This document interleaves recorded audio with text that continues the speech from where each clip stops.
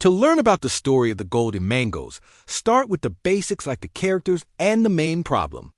Learn the simple plot, such as why the king was sad and what the greedy Rajuru planned, and then focus on understanding how Tenali Raymond used his cleverness to solve the problem and teach everyone a lesson.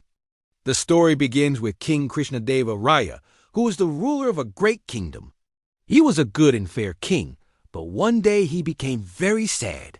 His mother, the Queen Mother, had passed away. What made the king even more upset was that his mother had an unfulfilled wish. Just before she died, she had wanted to eat a ripe, juicy mango. Unfortunately, she passed away before she could have one. The king felt a deep sense of guilt and sorrow because he could not fulfill his mother's last wish. He spent his days in mourning, unable to focus on his royal duties. He desperately wanted to find a way to bring peace to his mother's soul, believing that her spirit would be restless because her final wish was not granted. Seeing the king's deep sadness, the Rajuru, the chief priest of the court, saw a perfect opportunity. The Rajuru was not a truly wise or honest man.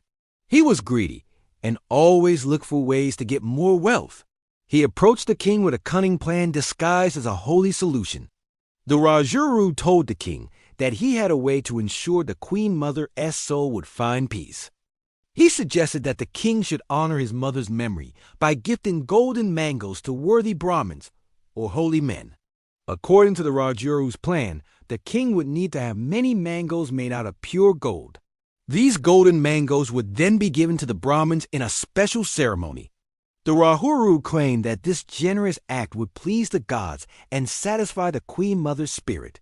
The king, in his grief, was easily convinced.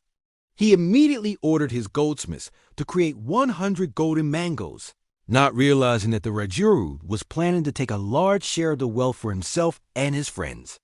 However, not everyone in the court was so easily fooled. Tenali Raymond, the king's jester and most trusted advisor, was known for his incredible wit and intelligence.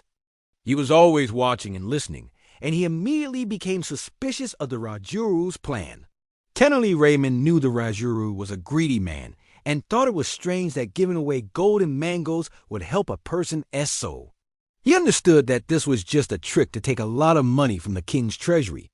Tenali Raymond decided that he had to do something to stop this scheme. He needed to expose the Rajuru's greed and also teach the greedy Brahmins, who were part of the plan, a valuable lesson.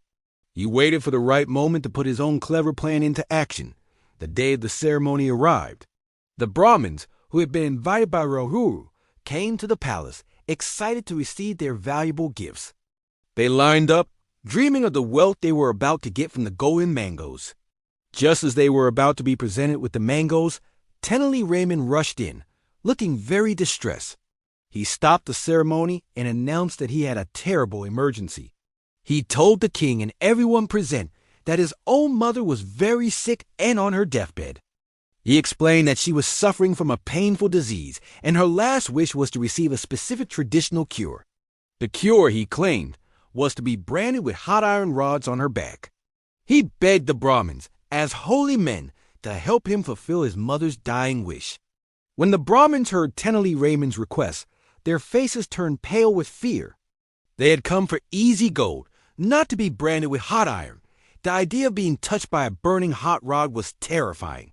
They immediately understood that Tenali Raymond was setting a trap for them. If they refused to help cure a dying woman, they would prove they were not truly holy or compassionate. But if they agreed, they would suffer great pain.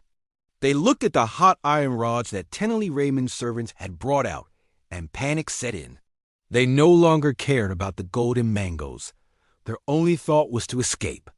One by one, they started making excuses and quickly ran out of the palace, leaving the golden mangoes behind.